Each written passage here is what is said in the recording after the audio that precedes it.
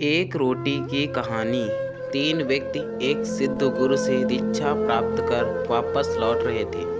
गुरु जी ने उन्हें आध्यात्मिक ज्ञान के साथ साथ व्यवहारिक होने की भी सीख दी थी। तीनों तमाम ग्रंथों पुराणों पर चर्चा करते आगे बढ़ते जा रहे थे।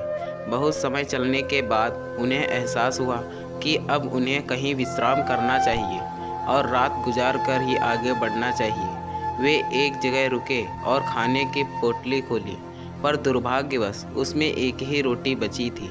तीनों ने सोचा कि इसे बांट कर खाने से किसी की भूख नहीं मिटेगी। अच्छा होगा कि कोई एक ही इसे खा ले। पर वो एक व्यक्ति कौन हो, ये कैसे पता चले? चूँकि वे आध्यात्मिक अनुभव कर लौट रहे थे, इसलिए तीनों ने तय किया कि इसका निर्णय वे भगवान पर छोड़ देंगे। भगवान ही कुछ ऐसा इशारा करेंगे, समझ में आ जाएगा कि रोटी किसे खानी चाहिए। और ऐसा सोचकर वे तीनों लेट गए।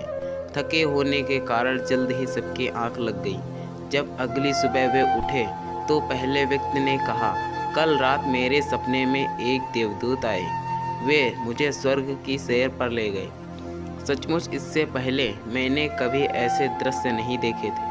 असीम शांति, असीम सौंदर्य मैंने हर जगह देखी। और जब मैं भ्रमण के अंतिम चरण में था तो सफ़ेद वस्त्र पहने एक महात्मा ने मुझसे कहा, पुत्र, ये रोटी लो, इसे प्रसाद समझो और अपनी भूख मिटाओ।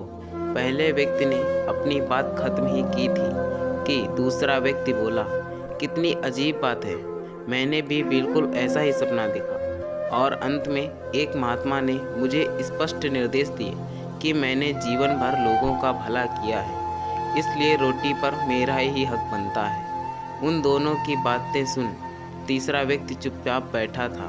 तुमने क्या सपना देखा? पहले व्यक्ति ने पूछा। मेरे सपने में कुछ भी नहीं था, मैं कहीं नहीं गया और ना ही मुझे कोई महात्मा दिखे। लेकिन रात में जब एक बार मेरी नींद टूटी तो मैंने उठकर रोटी खा ली। अरे, तुमने ये क्या किया? ऐसा करने से पहले तुमने हमें बताया क्यों नहीं? बाकी दोनों ने गुस्से से पूछा। कैसे बताता? तुम दोनों अपने अपने सपनों में इतने दूर चले गए थे।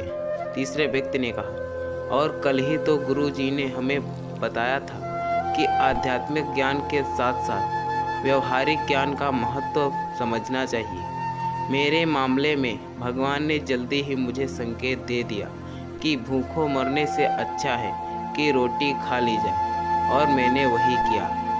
अगर आपको यह कहानी अच्छी लगी तो कृपया इसे लाइक करें और कहानी पर राय देने के लिए कमेंट करें। ऐसी ही कहानियाँ सुनने के लिए कृपया हमारा चैनल सब्सक्राइब करें। Thanks for watching.